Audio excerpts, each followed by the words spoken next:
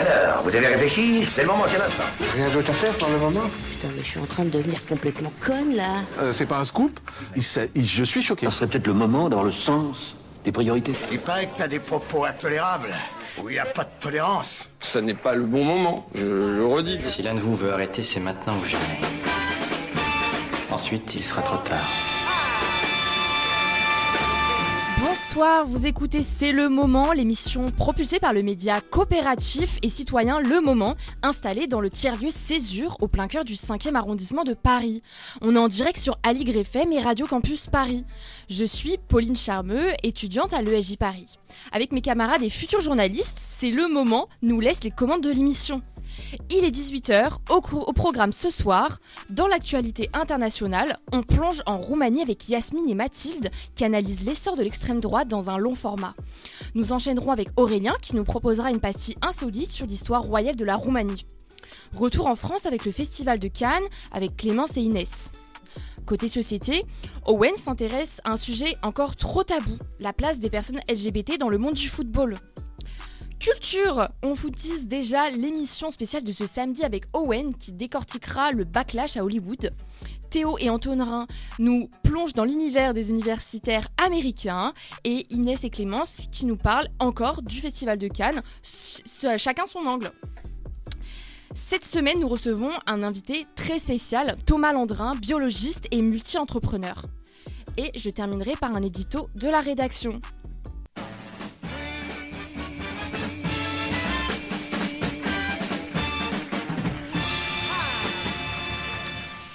Et d'abord, on commence avec le point chaud de la semaine avec toi, Owen.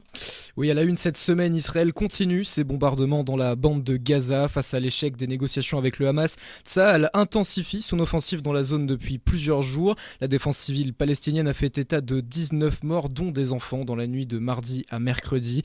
Face à ces violences incessantes et au blocage de l'aide humanitaire, l'Union européenne a annoncé vouloir réexaminer son accord d'association avec Israël. Une décision fortement critiquée par le gouvernement de Benjamin Netanyahou, dénonçant une incompréhension totale de la réalité. Aux États-Unis, Donald Trump veut mettre en place un imposant système de défense antimissile surnommé le Dôme d'Or. Le président américain a annoncé mardi cette nouvelle grande mesure visant à assurer la réussite et même la survie des États-Unis selon lui. Basé sur le modèle du dôme de fer israélien, ce bouclier pourrait être mis en service d'ici 2029.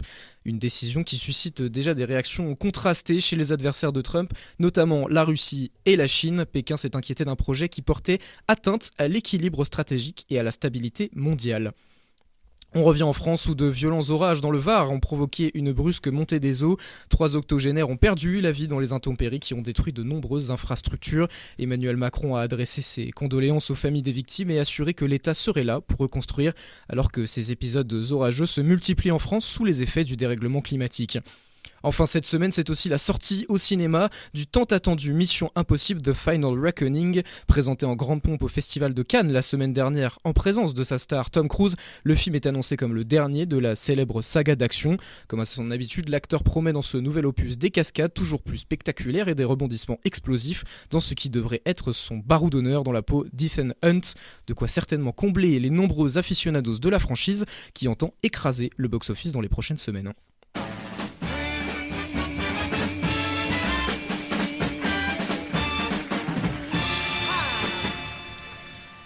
Aux États-Unis, le Super Tuesday faisant référence aux élections primaires, le week-end dernier, l'Europe avec son Super Sunday. 3 élections pouvaient donner les clés du pouvoir à un parti ou à un candidat nationaliste. En Roumanie, en Pologne et au Portugal. Pourquoi le résultat des urnes exprime de plus en plus un repli national? Les journalistes Mathilde Lemaire et Yasmine Bennissa nous en parlent aujourd'hui. Si les partis et candidats conservateurs et d'extrême droite ont été en tête pendant un temps en Roumanie et sont annoncés favoris pour un second tour en Pologne, ce n'est pas en raison d'un faible taux de participation qui, bien au contraire, a été un record. Ce sont 65% des citoyens roumains qui se sont exprimés par le vote au second tour et 67% en Pologne. Un taux record donc qui exprime une réelle adhésion de la foule au discours nationaliste de ces candidats. Si le calendrier électoral rapproché de ces deux élections n'est pas la seule similarité, on observe aussi un effet miroir autour de ces deux scrutins. Tout d'abord en Roumanie. L'élection présidentielle, qui devait initialement se tenir en novembre 2024, avait finalement été invalidée entre les deux tours de scrutin par la Cour constitutionnelle roumaine en raison de soupçons d'ingérence russe. Dans ce contexte particulièrement tendu, au second tour de ces présidentielles, les citoyens ont vu s'affronter un candidat centriste, pro-européen, maire de Bucarest, Dan Nicozor, élu finalement sur le fil à 54%, face au candidat d'extrême droite pro-Trump et eurosceptique, Georges Siméon, qui a récolté 46% des voix exprimées. En Pologne, on retrouve cette même situation. Un candidat centriste, maire de Varsovie, Rafał Trzaskowski, qui se retrouve face à Karol Nawrocki, candidat du parti conservateur de droite libérale. Une Pologne polarisée donc, qui est difficilement réconciliable, aura à choisir l'un de ses candidats le dimanche 1er juin prochain, comme l'explique Dorota Dakowska, professeure à Sciences Po Aix et politologue spécialiste de l'Europe centrale et orientale. Lui, c'est quelqu'un qui est plus plébiscité par les personnes âgées, beaucoup les habitants des villages, les personnes moins instruites, ce qu'on appelle la Pologne B, donc la Pologne de l'Est et Sud-Est. Là, il est plébiscité massivement, à plus de 50%.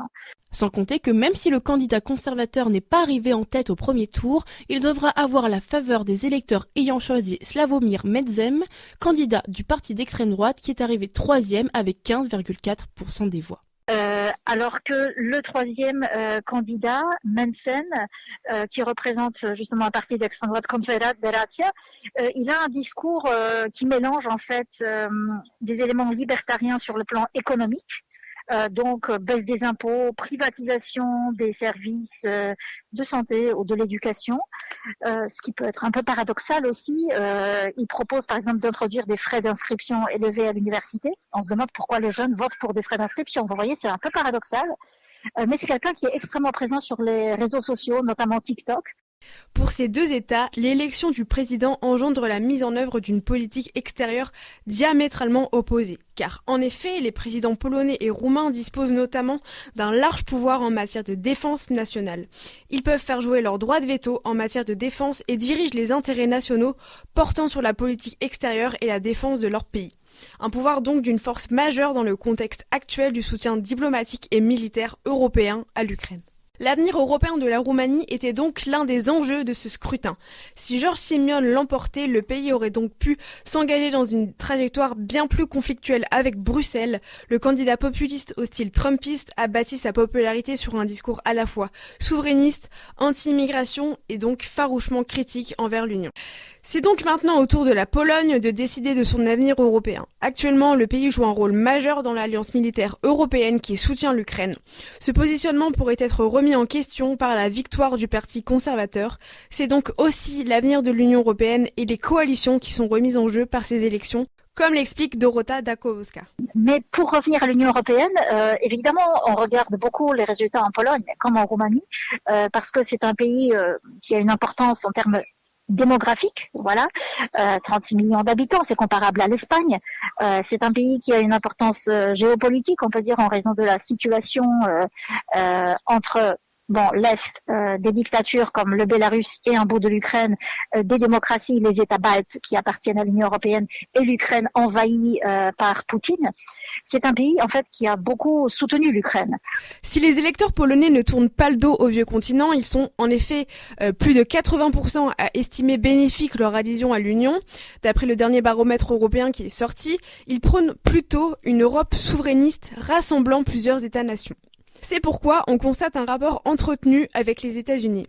En mars 2025, un accord sur la défense a d'ailleurs été signé. Les États-Unis se sont engagés à fournir des équipements à la Pologne. Le candidat Karol Nawrocki, soutenu par le parti nationaliste Droit et Justice, est lui-même un sympathisant MAGA. Il était d'ailleurs présent lors de l'investiture de Donald Trump en janvier dernier. La Pologne entretient donc une ambivalence à la fois entre sa politique de défense nationale et la politique de défense européenne. Alors, d'une manière générale, je dirais que la Pologne essaye, et quel que soit le gouvernement, l'exécutif, le chef de l'exécutif et la tête de l'État, essaye d'être un bon membre, bon élève, membre de l'OTAN, d'une manière générale. Et donc, ça veut dire qu'ils investissent de plus en plus dans la défense.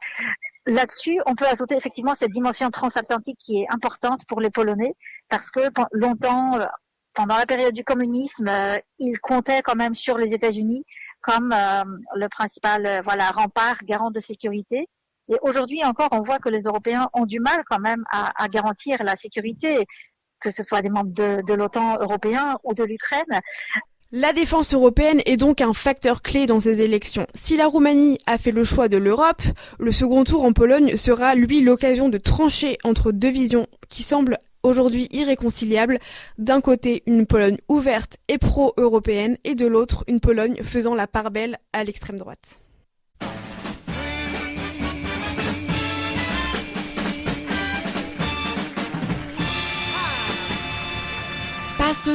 Passons maintenant à un angle plus insolite de la politique roumaine. On écoute Aurélien qui nous parle des vestiges de la royauté et de ceux qui y prétendent encore. Oui, Pauline, autour des élections roumaines, il y a la montée d'un côté des populismes et puis de l'autre, en effet, le sursaut européen. Est-il possible de voir une troisième force émerger, notamment avec la royauté roumaine ? Des candidats se placent, se positionnent, par exemple, Jean-François Carracci affiche ses prétentions royales. La Roumanie s'est choisi un président ce week-end, un président qui n'arrivera pas à régner parce que les deux Georges ne vont pas laisser la situation s'installer. L'Europe n'a pas gagné dans cette histoire. Et moi, en tant que fils de Michel de Roumanie, reconnu en tant que tel par la toute-puissante Église orthodoxe, je m'intéresse à cet échiquier et je suis sur cet échiquier depuis que le Grand Conseil de l'Ordre de Malte m'a reconnu officiellement il y a 6 ans. Ce qu'il faut comprendre, c'est que les deux forces en présence s'affrontent de manière plus vive, ce qui rend compliqué la stabilité du pays. La royauté est au cœur de nombreuses réflexions de modèles de régime. Peut-elle se placer comme une troisième force ? Rappelons que le trône de Roumanie est vacant depuis l'abdication du roi Michel le 30 décembre 1947. Merci Aurélien pour cette pastille insolite. Alors que l'extrême droite poursuit son ascension comme on l'a vu, certaines initiatives paraissent toujours plus importantes, notamment dans le monde du sport. Owen, tu viens nous parler de la journée de la lutte contre l'homophobie dans le foot français qui a encore créé des remous cette année. Oui, on va partir un petit peu du roi de Roumanie. Comme chaque année depuis 2019, la Ligue de football professionnel, donc la LFP, organisait une opération de sensibilisation à l'homophobie et à la transphobie à l'occasion de la dernière journée du championnat de France de Ligue 1. Alors c'est une initiative qui est assez louable, mais qui montre aussi chaque année tout le chemin qui reste à parcourir dans un monde du foot où l'homosexualité reste un sujet très tabou. Face aux nombreuses polémiques qui avaient émaillé cette opération en 2024, la LFP avait déjà allégé son dispositif pour cette année. Les flocages de maillots aux couleurs du drapeau arc-en-ciel ont laissé place à de simples écussons sur les manches des joueurs, en apparence rien de bien méchant finalement. Oui, sauf que cette année encore, tout le monde ne s'est pas prêté au jeu. Absolument, alors on retrouve les absents bien connus comme Mostafa Mohamed, l'attaquant de Nantes qui boycotte cette journée pour la 3e année consécutive. Pas mal, l'Égyptien qui s'est d'ailleurs justifié sur ses réseaux, invoquant, je cite, des valeurs profondément ancrées liées à ses origines et à sa foi, ce qui ne l'empêche pas de porter le maillot nantais arborant fièrement un site de paris sportifs en sponsor par exemple. D'autres ont tenu à jouer, c'est le cas du Lyonnais, Nemanja Matic ou du Havrais, Ahmed Hassan, mais n'ont pas manqué l'opportunité de montrer leur opinion en appliquant un sparadrap sur le fameux écusson arc-en-ciel, un geste qu'on avait déjà vu en 2024. Enfin, dans les couloirs de la mi-temps entre Lens et Monaco, on pouvait entendre le capitaine lensois Jonathan Grady traiter un de ses adversaires de PD, je cite, plutôt cocasse, vous en conviendrez. Mais alors, du coup, face à ces dissidents, c'est quoi la réponse des instances ? Alors en interne, les clubs disent avoir sanctionné les joueurs qui avaient refusé de jouer ce week-end, c'est le cas de Nantes par exemple, mais la nature de cette sanction n'est pas vraiment connue. De son côté, Jonathan Grady s'est excusé publiquement de ses insultes et il a même reversé sa prime d'éthique à une association caritative. La ministre des Sports, Marie Barzac, a elle fortement critiqué l'attitude de Mostafa Mohamed, affirmant aux Parisiens qu'il n'y avait, je cite, aucune excuse pour ne pas se mobiliser et dénoncer l'homophobie dans le sport et dans le foot en particulier. De son côté, le président de la Fédération française de football, Philippe Diallo, il a appelé à être intransigeant, rappelant que l'homophobie, c'est un délit, tout en soulignant que quand même 99% des joueurs avaient joué le jeu. C'est presque la moindre des choses, j'ai envie de dire. Alors enfin, la commission de discipline de la LFP, elle va aussi s'emparer du dossier dans les prochains jours avec des sanctions sportives qui sont prévues. Mais tout ça reste quand même bien insuffisant face à un spectacle bien triste et récurrent, témoignant d'un mal bien profond dans le football.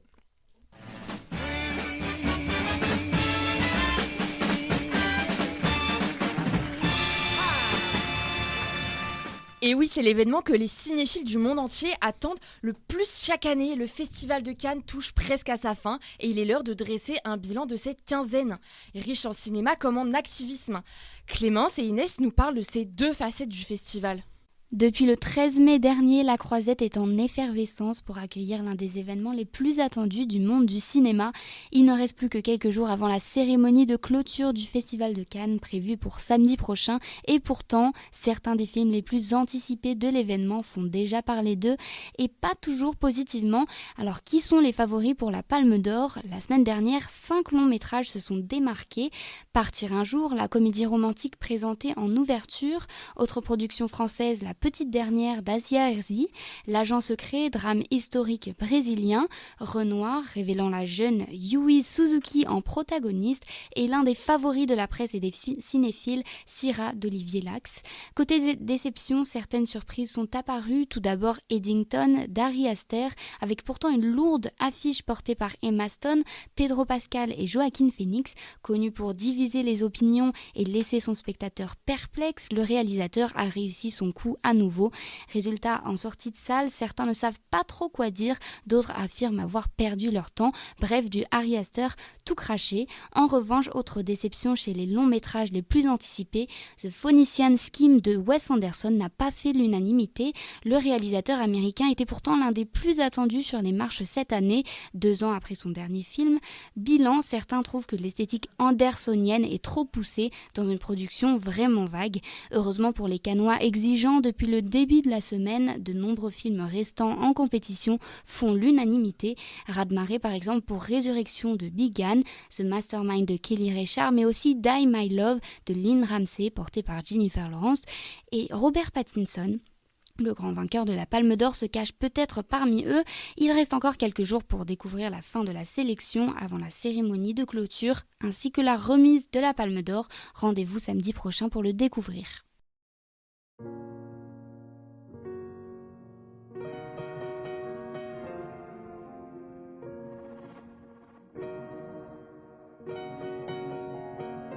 D'abord il y a eu Gisèle, et puis il y a eu Sophie, Lisa, Khadija et Marie, et ma copine Claire, et puis il y a moi aussi. Et puis toutes celles qui n'ont jamais rien dit, mais t'en as rien à faire. Toi, ce sera qu'un nom de plus sur la liste, dans un fait divers, dans un tiroir. Des tonnes de vies classées sans suite, mais tu vas rien faire. Toi, et c'est bien ça le problème, justice est ce qu'on doit te faire nous-mêmes, car je t'accuse de fermer les yeux alors que t'as tout vu, je t'accuse. C'est pas l'innocent, t'as rien fait quand t'as su, je t'accuse. Main droite levée, je t'accuse. Et j'assume. T'étais où? Sûrement que t'existes pas. Pourquoi t'es jamais là quand on ne croit plus qu'en toi? Demande à tous les gosses que tu ne protèges pas. Tous les monstres ne sont pas que dans les salles de cinéma. Mais t'en as rien à faire. Toi, ce sera qu'un nom de plus sur la liste, dans un fait divers, dans un tiroir. Des tonnes de vies classées sans suite, mais tu vas rien faire. Toi, où faudrait qu'on t'harcèle, justice est ce qu'on doit te faire nous-mêmes, car je t'accuse de fermer les yeux alors que t'as tout vu, je t'accuse. C'est pas l'innocent, t'as rien fait quand t'as su, je t'accuse. Main droite levée, je t'accuse. Et j'assume. Et j'assume. Pour toutes celles que la violence a condamnées au silence, je t'accuse. Pour celles qui avaient prévenu mais que t'as jamais entendu, je t'accuse. Pour celles qui prennent la plus lourde des peines, pour les victimes de ton système, je t'accuse et j'assume. Samedi prochain aura lieu le week-end des possibles à l'Académie du Climat. 2 jours de rencontres sont organisés, des tables rondes, des émissions spéciales autour du backlash écologique, sociologique et démocratique. Des invités spéciaux seront au rendez-vous. Et pour introduire ce thème du backlash, on va rester dans le cinéma avec toi, Owen, puisque tu viens nous parler de l'état d'Hollywood après le retour de Donald Trump au pouvoir aux États-Unis. Et oui, désolé, c'est encore moi, je suis de retour. L'industrie du cinéma américain, c'est historiquement un fascinant baromètre politique aux États-Unis. C'est un théâtre de lutte, de prise d'opposition importante, notamment lors des fameuses cérémonies de récompense. Hollywood s'illustre depuis le retour à la Maison-Blanche de Donald Trump par un silence qui est assourdissant. Il n'y avait qu'à voir la dernière cérémonie des Oscars, je ne sais pas si vous l'avez regardé sur ce plateau, où le nom du président n'a pas été cité une seule fois. Un monde d'écart avec 2017 où l'homme d'affaires pardonnez-moi, fraîchement élu, on avait eu pour son compte, il avait été taxé de raciste, etc. Après avoir activement fait campagne pour empêcher son retour, Hollywood s'est tu brutalement depuis novembre dernier. Mais alors, est-ce que la peur de la complaisance, que se passe-t-il en coulisses ? Alors il y a probablement une part de peur, puisque Trump a déjà annoncé vouloir s'attaquer à l'industrie qu'il juge trop woke, et je cite, le film The Apprentice comptant l'émergence du mania de l'immobilier avait déjà été snobé par les distributeurs, une partie de la presse à sa sortie à l'automne dernier, le signe d'une vraie omerta en action, mais plus que le silence, c'est un vrai mouvement de recul qui s'amorce dans les coulisses du cinéma américain.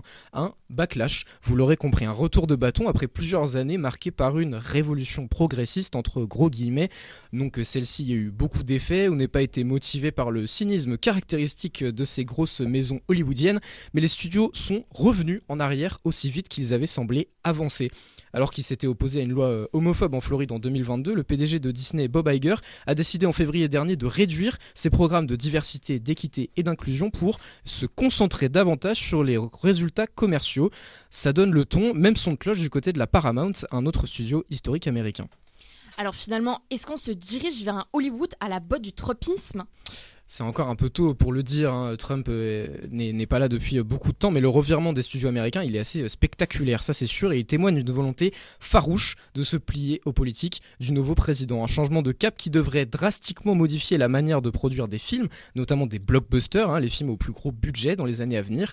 La posture de Trump, elle va aussi être à surveiller, ça c'est sûr. Son annonce de droits de douane pour tous les films produits en dehors des États-Unis, elle a fait grincer des dents à Hollywood, alors que les gros studios ont tendance à délocaliser pour diverses raisons d'ordre pratique, mais aussi économique.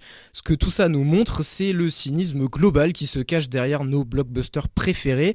Et le mot d'ordre sera, comme toujours, à quel point Disney et ses petits amis peuvent y gagner ou y perdre au change.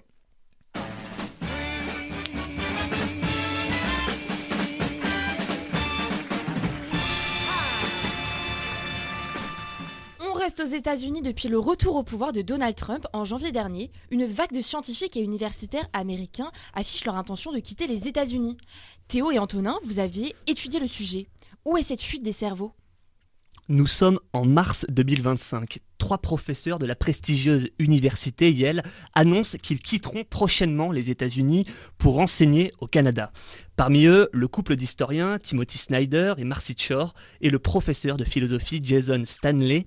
Ils ne le savent pas encore, mais ils incarneront bientôt le mouvement d'exil de la recherche scientifique américaine.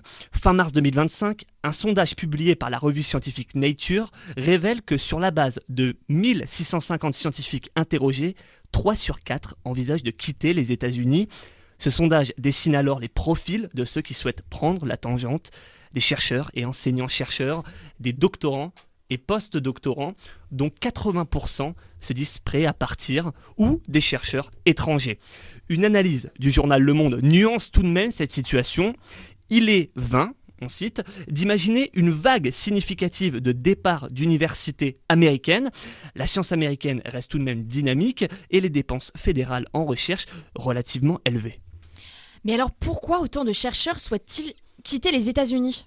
Alors, puisque depuis le retour de Donald Trump, le secteur universitaire fait face à une pression politique et administrative qui est écrasante. Un résultat, des coupes massives dans les financements avec un gel de 2,2 milliards de dollars pour Harvard ou encore 400 millions pour Columbia, des menaces de suppression du département fédéral de l'éducation et des coupes dans la recherche scientifique. L'administration Trump, elle fait également pression sur les facs pour modifier les politiques de diversité et les programmes d'études, ainsi que la mise en place de mesures de surveillance et de répression des mobilisations étudiantes. On rappelle que depuis son entrée en fonction, le président américain a également supprimé sans hésiter des milliers d'emplois dans plusieurs des principales agences scientifiques du pays, comme l'Institut national de la santé ou le Centre de contrôle des maladies. Quels sont les pays vers lesquels se tournent les chercheurs ? Face à cet exode, plusieurs pays se muent en terre d'accueil. Au Canada, l'Université de Montréal a annoncé une campagne de 25 millions de dollars pour recruter des chercheurs. L'Allemagne et le Royaume-Uni déroulent le tapis rouge, mais disons-le, les universités européennes restent confrontées à leurs propres problèmes financiers et aux menaces de compression des budgets. La France, quant à elle, tente tout de même de se positionner dans cette course aux chercheurs. Alors oui, puisque depuis le mois de mars, l'université Aix-Marseille offre 20 places dans son université pour des chercheurs victimes de censure, de coupes budgétaires ou même de licenciements aux États-Unis. Éric Berton, le président de l'université, il tire la sonnette d'alarme. Supprimer des bases de données climatiques, c'est mettre en péril la science mondiale, dit-il. Résultat, il agit vite, très vite même. Avec l'ex-président François Hollande, il pousse même l'idée d'un nouveau statut qui s'appellerait réfugié scientifique. L'idée, ce serait d'accélérer les procédures de visa, faciliter l'installation de ces talents venus d'outre-Atlantique. Une tribune a d'ailleurs été publiée dans Libération, l'article de loi est prêt et il ne manque plus qu'un feu vert du Parlement. Et Aix-Marseille n'est pas la seule à se mobiliser. En France, des initiatives comme Stand Up for Science s'organisent pour protéger la liberté académique et offrir un avenir à celles et ceux qui font avancer la connaissance. Thomas Landrin, vous êtes scientifique et entrepreneur. Avec vous, on va aborder les conséquences des pressions de l'administration trumpienne sur la recherche scientifique et universitaire américaine, mais aussi française. Mais avant, pour vous connaître davantage, Isor se propose de vous faire votre portrait. Vous l'aurez bien compris, moi j'ai un rêve. Moi j'ai un rêve. Moi j'ai un rêve. Et oui, il a un rêve, c'était de devenir scientifique, mais loupé, il a fini entrepreneur. Monsieur Thomas Landrin, vous êtes un rat des champs nantais qui rêvait depuis tout petit de devenir un rat de laboratoire, faire de la recherche, être un grand scientifique. Le petit rat des champs débarque en ville, diplômé de l'école normale supérieure rue d'Ulm. Vous avez complété un master à Paris Diderot avant de plonger dans la biologie synthétique à Paris-Saclay. Mais votre rêve s'est heurté à l'absence de stimulation de la vie en labo. Vous tourniez en rond comme un rat en cage, alors vous avez décidé de ronger les barreaux, d'éradiquer ce problème en devenant entrepreneur. Pas pour fuir la science, mais pour l'ouvrir et développer des alternatives au modèle académique.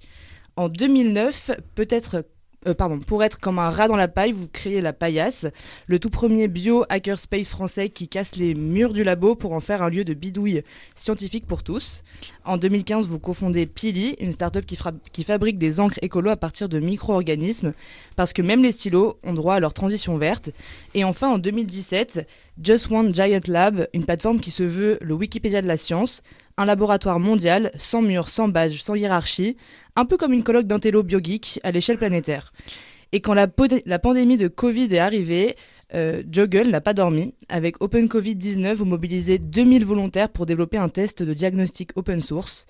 Vous martelez un message simple, la science appartient à tous. La science était faite comme un rat, mais aujourd'hui, Thomas Landrin, qu'en est-il ?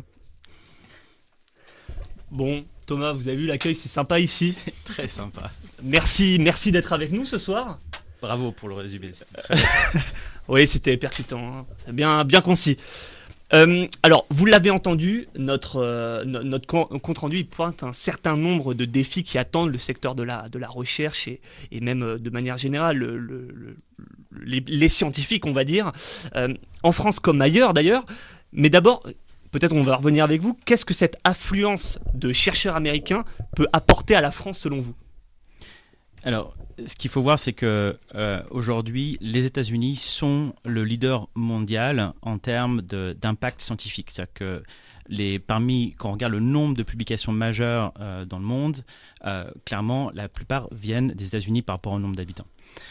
Donc il se trouve que naturellement, quand une personne est très forte dans son domaine et qu'elle cherche en fait à aller dans les meilleurs environnements possibles pour pouvoir réaliser ses recherches, elle regarde les États-Unis en premier. Les États-Unis sont très forts pour attirer les talents, ils payent très très bien leurs chercheurs, ils ont énormément de financement aussi pour réaliser des projets. Donc c'est tout naturellement en fait qu'il y a des écosystèmes qui sont très bien structurés et très bien financés. Depuis Trump, ça a changé puisque maintenant il y a des domaines entiers qui sont devenus sous-financés, voire plus financés du tout, comme la recherche par exemple sur les femmes ou lié à certains mots-clés en fait que l'administration Trump en fait aborde. Et donc ces chercheurs se retrouvent sans financement. Ce qu'il faut savoir, c'est que les chercheurs aux États-Unis sont principalement financés à travers leurs subventions. C'est un peu différent qu'en France, où en France les chercheurs ont un salaire garanti. Aux États-Unis, ils doivent absolument aller obtenir des financements sur pour la pouvoir France, se payer eux-mêmes et financer leur laboratoire. Donc sans financement, ils se retrouvent vraiment à la paille. Et donc Ça peut être des financements publics et privés ? Absolument. Ok. Et d'ailleurs, les États-Unis, les laboratoires américains sont particulièrement efficaces à attirer des financements privés. Pour vous donner même un exemple, un laboratoire d'innovation assez connu qui s'appelle le MIT Media Lab, eh bien, c'est un laboratoire très interdisciplinaire. On va trouver en effet des recherches de tout type à l'intérieur. C'est 90% du budget, qui est à peu près, je crois, il y a quelques années, de 100 millions d'euros par an. 90% du budget vient de collaborations privées. Voilà. Donc c'est assez considérable. Maintenant, ces chercheurs, s'ils n'ont plus de financement, où est-ce qu'ils vont aller ? Ils ne vont pas rester en effet les bras croisés. Et donc, comme vous l'aviez très bien expliqué, il y en a pratiquement les 3/4, surtout sur la jeune génération, qui se pose la question de déménager en dehors des États-Unis. Parce que même si un mandat aux États-Unis est de 4 ans, et qu'a priori c'est le dernier mandat en fait, de Trump, il n'y a aucune garantie, vu l'instabilité politique actuelle, en fait, que ça ne va pas en fait, continuer. Donc, ils sont obligés de se projeter. Et aujourd'hui, en effet, ils vont principalement au Canada parce que c'est juste à côté. Et sinon, ils se retournent vers l'Europe. Mais si, parce que vous dites qu'il y a des possibilités donc, de financement privé, c'est un peu contradictoire parce qu'on pourrait se dire que les chercheurs américains, ils sont plus susceptibles d'être autonomes vis-à-vis de l'État. S'ils dépendent de financement privé, je veux dire. Alors, le privé ne finance pas tout. Ce qu'il faut voir, c'est que dans le privé, il y a à la fois les entreprises et les fondations. Le privé va évidemment uniquement financer de la recherche appliquée sur des choses qui les intéressent eux, qui vont fournir après derrière des brevets. Les fondations, elles ont leur propre agenda. Et on le voit d'ailleurs, la fondation Bill et Melinda Gates s'est proposé de venir soutenir une partie de l'effort qui aujourd'hui a disparu, par exemple autour de USAID. Maintenant, une fondation, même si c'est la fondation la plus riche du monde, ne peut pas remplacer non plus la puissance de frappe de l'État américain. Okay. Donc, il y a des efforts qui sont réalisés, mais ça ne suffit pas. Voilà. Maintenant, et encore une fois, tous les sujets ne sont pas couverts. Les fondations ont leur propre aussi cible en termes d'impact et ne peuvent pas financer tous les sujets qui viennent de disparaître. Donc il y a la question en effet où est-ce que je peux aller pour continuer mes recherches et donc, la terre d'accueil qui est repérée c'est l'Europe, mais le problème comme vous l'avez très bien expliqué c'est que l'Europe n'a pas forcément les moyens. Les moyens, ouais, ok. Pour revenir à l'Europe justement, Antonin. Du coup, vu qu'on sait que les États-Unis sont un allié important de la France, où est-ce que la recherche scientifique française va puiser de l'argent et des moyens si c'est plus aux États-Unis ? Surtout qu'on sait qu'aujourd'hui la recherche en France a des gros problèmes de financement. Des moyens humains ou financiers. C'est tout le paradoxe. Aujourd'hui, le monde de la recherche en France est vraiment en souffrance. C'est-à-dire que c'est un nombre de postes qui s'ouvrent chaque année, le nombre de postes diminue chaque année. C'est un budget qui a soit stagné, soit augmenté, mais d'un nombre plus inférieur à l'inflation. Donc globalement, entre guillemets, à euro constant sur les 15 dernières années, en fait, le budget de la recherche a diminué. Donc on n'est pas en très bonne position. Nous-mêmes, on a du mal en fait à envoyer des signaux verts. Quand je dis nous-mêmes, c'est l'État français, c'est à envoyer des signaux verts aux chercheurs et au monde de la recherche, y compris aux jeunes talents, que on va être en mesure en fait de pouvoir soutenir leur carrière et leurs projets. Il y a beaucoup de jeunes talents qui, d'ailleurs c'était un peu mon cas aussi, qui se sont posé la question à un moment donné, en fait, est-ce que je continue ma carrière académique ou est-ce que je vais chercher d'autres ficelles, d'autres leviers qui vont pouvoir en fait m'accompagner dans mon effort d'exploration et de compréhension en fait, de création de solutions. Eh bien aujourd'hui, les leviers de financement, quand on parle par exemple, quand on cherche non pas seulement à faire de la recherche fondamentale, mais plutôt de la recherche appliquée pour créer des solutions, eh bien le financement privé, à travers par exemple la création de startups qu'on peut appeler deep tech, qui sont vraiment tirées d'innovations qui viennent du laboratoire de recherche, eh bien ces innovations aujourd'hui sont de mieux en mieux financées. C'est ce que j'ai fait par exemple avec Pili, qui fait donc des colorants écologiques à partir de fermentation de précision. Donc on apprend des bactéries à faire des couleurs, ce pour remplacer les colorants pétrochimiques dans l'industrie. C'est une innovation. Si on était uniquement resté en laboratoire, on aurait eu beaucoup de mal, je pense, à la faire financer. En étant une entreprise, on a pu aller chercher non pas seulement des financements publics, mais aussi des financements privés auprès de fonds d'investissement. Purement français ou y compris aux États-Unis? C'est international. Okay. Ça, c'est la particularité, en effet, des entreprises. Il n'y a pas de limite en fait, pour accueillir des financements. Donc, ce qui est intéressant, c'est de voir qu'aujourd'hui, on a quand même une vague de personnes, de jeunes talents qui ne considèrent plus la carrière académique comme étant solvable pour elles, et donc ils considèrent plutôt en fait aller, et c'est particulièrement le cas en France, quand on regarde en effet, quand on compare la France à d'autres pays européens, la France est particulièrement championne dans la capacité à convertir ces jeunes talents scientifiques pour les faire devenir entrepreneurs. Ce qui est plutôt une très bonne chose. Ce qui est une très bonne chose parce que derrière, ça permet en fait d'avoir une économie qui s'appuie sur ses laboratoires publics aussi, et donc avec un transfert de technologie qui est particulièrement efficace. Ce qui est une moins bonne nouvelle, c'est que même si ces talents en fait continuer à travailler sur leur sujet de prédilection, eh bien, les laboratoires publics n'ont pas forcément les moyens de tenir, on va dire, le rythme pour pouvoir continuer à produire des innovations ou en dire des potentiels brevets. C'est surtout quand on compare en fait, en effet, aux financements publics qui sont fournis aux États-Unis. Mais maintenant, vu que ça a changé, et si on prend le sujet par exemple de la femme, de la recherche médicale sur les femmes, eh bien, on a une opportunité, en effet, d'accueillir, je pense, des sommités mondiales sur le sujet. Ouais. Il y a énormément de très bonnes recherches qui sont faites aux États-Unis, mais qui maintenant ne le seront plus. Maintenant, la question, c'est comment on fait pour attirer, en effet, des talents qui sont habitués à être payés probablement 5 fois plus que l'on l'est en France. Donc, ce qui est intéressant, c'est que c'est une problématique qui est assez similaire, en fait, à comment on vient embaucher des personnes lorsqu'on est une entreprise en France par rapport aux États-Unis. C'est-à-dire comment on arrive à attirer des talents sur le sol français. Par exemple, il faut savoir qu'on paye littéralement 2 fois moins en fait, une personne en France qu'aux États-Unis, minimum, pour le même type de job. Donc ça veut dire aussi qu'une entreprise peut plus facilement se développer en fait, pour la même quantité d'argent injecté dans l'entreprise qu'aux États-Unis. Mais on n'a pas forcément accès en fait, au même groupe de talents. Et d'ailleurs, on peut se demander si la France, c'est vraiment un pays privilégié, parce qu'on entend notamment parler du Canada. Les scientifiques ont plutôt, ils sont plutôt du genre à se tourner vers des pays comme le Canada plutôt que la France. Et c'est aussi pour ces raisons. Ils le font parce que c'est proche. Ils parlent anglais. C'est le pays qui est juste à côté. Il y a beaucoup de liens culturels aussi entre le Canada et les États-Unis. Donc c'est la solution de facilité. Traverser l'Atlantique, c'est traverser en effet pas juste un océan, c'est toute une nouvelle culture, c'est s'éloigner de sa famille, enfin c'est compliqué. Sauf si on était soi-même déjà un immigrant et qu'on n'a pas forcément une attache en fait très profonde dans le sol américain. Là, ça devient plus simple. Mais ce qui n'est pas forcément le cas en fait, de tout le monde. Et pour revenir un petit peu, vous dites que cet exil, finalement, il peut nous enrichir sur certains sujets. À l'inverse, est-ce que ce qui se passe aux États-Unis, cette situation-là, elle risque pas un peu d'appauvrir la pensée du pays, en ce que, voilà, on a des chercheurs qui fuient, on a ceux qui restent, mais qui sont contraints de travailler avec des restrictions et un cadre parfois de pensée, je veux dire plutôt anti-wokiste, voire conservateur. Est-ce que ça peut pas menacer un petit peu l'honnêteté intellectuelle, la nuance, la justesse de la pensée aux États-Unis?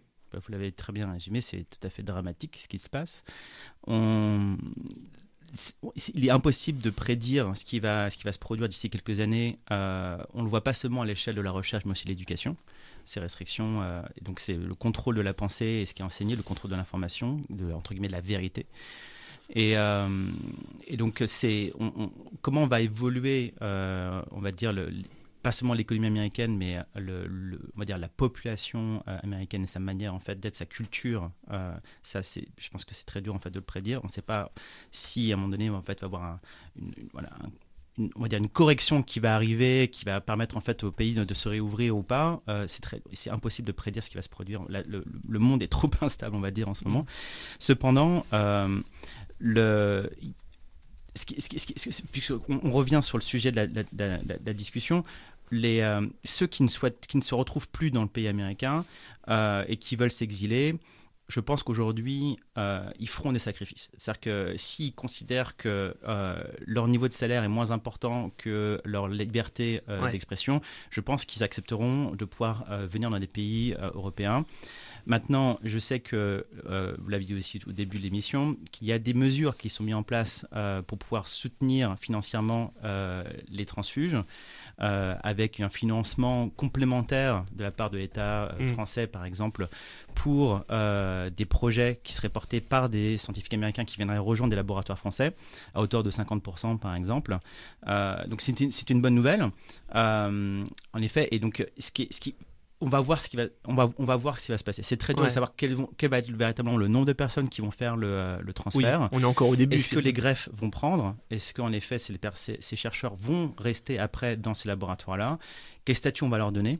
Parce qu'évidemment, si on leur donne un statut, il faudra qu'on leur donne un statut similaire à ceux des chercheurs français.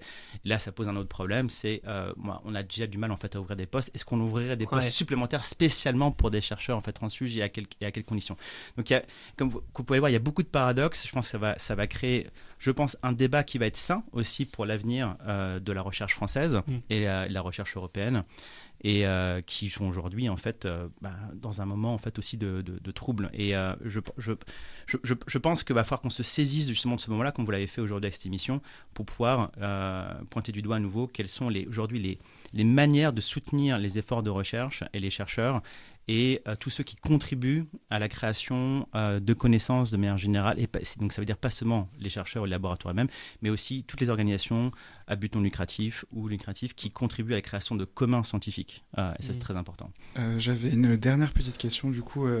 Est-ce que, imaginons qu'on arrive à accueillir beaucoup de chercheurs américains, est-ce que les pays d'Europe ils pourraient devenir des lieux de dissidence, un peu de contre-pouvoir à l'Amérique trumpienne? Je pense que c'est déjà le cas. Je pense qu'on a pris un parti pris et c'est pour ça qu'on a mis en place des mesures d'accueil privilégiées. Et je pense qu'on a aujourd'hui notre système actuel, on va dire académique, et aussi à but non lucratif avec les associations, sont suffisamment bien organisés pour pouvoir en fait accueillir ces personnes-là et les accompagner. Maintenant, en effet, il y a l'enjeu en fait du financement. Je pense les financements qui sont proposés actuellement ne seront jamais suffisants. Et donc, il y a la question aussi de l'organisation des financeurs privés, et donc en particulier des financeurs philanthropiques. Aujourd'hui, il faut savoir, c'est que l'Europe n'est pas très bonne en ce qui concerne la philanthropie dédiée à la science. On est très fort sur la philanthropie dédiée à la culture, mais absolument nul en ce qui concerne la science. Il y a très très peu de fondations qui financent la recherche scientifique, contrairement aux États-Unis. On n'a pas de fondation Bill et Melinda Gates ou Mark Zuckerberg en Europe. Ça n'existe pas. En Europe, c'est principalement public? Non, on a des fondations privées, mais la plupart des fondations privées, qui sont soit des fondations d'entreprise ou des fondations liées en fait à des personnes très riches, elles vont plutôt financer, par exemple, avec LVMH, etc., la culture, l'art. Voilà. Et donc, les quelques exceptions, on va les trouver plutôt en Suisse. Mais la Suisse, c'est pas vraiment partie de l'Europe, c'est un régime un peu particulier. Donc, il y a un enjeu, je pense aussi. Pour les philanthropes, de se poser la question s'ils n'ont pas aussi, on va dire, leur part en fait de responsabilité, leur part à jouer dans ces prochaines années, afin en fait de venir compenser certains efforts de recherche. Ok, mais juste pour terminer, c'est vrai que moi qui n'ai pas du tout spécialiste, je m'étonne un peu de voir que finalement la recherche, elle est éminemment politique et elle prend une tournure d'autant plus politique dans la situation qui est celle-ci. Je ne sais pas si c'est anodin, est-ce que c'est une première, entre guillemets, ou est-ce que c'est toujours comme ça? La science a toujours été très très politique, et ce depuis des centaines d'années. Il suffit de voir en fait l'histoire des Lumières, il suffit de voir l'histoire de Ptolémée. Donc lorsqu'on change le cadre de pensée, et, pas parce qu'on amène en fait un fait arbitraire, mais parce qu'on amène en fait un fait qui a été testé et validé, mais que ce fait-là en fait dérange l'ordre établi, évidemment que ça devient politique. Et c'est exactement ce qui est en train de se passer aux États-Unis. La science n'est pas vue en fait comme une source de vérité, mais une source de dérangement pour le mode de fonctionnement du gouvernement actuel. Merci d'être avec nous, Thomas Landrin. Je le rappelle, vous êtes biologiste et multi-entrepreneur. On passe maintenant à un tout autre sujet. Le ciel va bientôt couvrir le plateau car notre présentatrice Pauline Charmeux en a gros sur la patate. Ça concerne Gaza, la France. C'est maintenant dans son édito. Monsieur le Président, enfin, il aura fallu 1 an et demi. Des milieux de vie fauchés, des cris étouffés sous les gravats pour que vous dédaigniez ouvrir les yeux sur l'ampleur du carnage. Citoyenne française, citoyenne du monde et journaliste, je vous accuse, Emmanuel Macron, d'avoir été par votre silence et votre immobilisme le complice d'une tragédie qui s'écrit en lettres de sang sur les ruines de Gaza. Gaza, terre de Palestine, est devenue champ de ruines, où l'enfance s'éteint, où l'espoir décline, où les bombes remplacent les comptines et le ciel, chaque nuit, s'illumine de flammes assassines. Il aura fallu plus d'1 an et demi après le début du conflit, malgré les alertes claires et répétées depuis octobre 2023 de l'OMS, l'ONU et de la Cour internationale de justice, pour ne citer que, pour que vous, Monsieur Macron, consentez enfin à prendre des mesures trop timides, trop tardives. Ce refus, obstiné d'ouvrir les yeux, a coûté des dizaines de milliers de vies humaines, des souffrances atroces qui auraient pu et dû être évitées. Plus de 35 000 Palestiniens ont été assassinés, plus de 80 000 blessés et plus de 1,7 million de personnes forcées de fuir leur foyer, selon les chiffres officiels de l'OMS et de nombreuses ONG. Plus de 200 journalistes, d'après Reporters sans frontières, ont trouvé la mort en tentant de témoigner de cette barbarie. Combien faudra-t-il encore de morts innocentes afin que vous cessiez de détourner le regard, Monsieur le Président ? Combien d'innocents sacrifiés sur l'autel de votre silence complice ? Vous prétendez défendre la paix ? Vous parlez de droit international, mais vous avez préféré les accords économiques et la prudence diplomatique, en vous drapant dans une posture qui masque votre complicité. Par inaction, par silence, par hypocrisie, vous avez laissé le temps s'écouler. 1 an et demi après le 7 octobre 2023, alors que la reconnaissance de la Palestine a été seulement proposée à titre collectif, vous n'avez toujours pas pris la décision ferme et individuelle qu'exige la justice. Enfin, après plus d'1 an et demi de souffrance humaine, vous avez rejoint le Royaume-Uni et le Canada dans une déclaration conjointe condamnant les souffrances à Gaza et menaçant Israël de sanctions ciblées si les bombardements et le blocus persistaient. Vous avez également soutenu l'idée de suspendre l'accord d'association entre l'Union européenne et Israël. 1 an plus tard, vous avez laissé s'installer le bourreau Israël, qui a avancé sur le territoire de Gaza, sans rompre les liens, sans lever la voix, sans troubler l'ordre des affaires, tandis que les bombes pleuvaient comme une pluie de fer, vos mots se taisaient, écho vint dans l'air. Vous avez préféré les chiffres aux cris, les traités aux larmes, les intérêts à la vérité, et dans ce silence poli, la mort a prospéré. Méthodique, implacable, d'une cruauté inégalée, Monsieur le Président, vous avez amorcé un mouvement, mais il reste insuffisant face à l'urgence humanitaire et aux violations du droit international. Agissez enfin avec courage et responsabilité. Ce n'est pas l'histoire qui vous jugera, mais le présent. Gaza reflète l'âme de notre monde et la France que vous incarnez. Agissez ou soyez complices à jamais.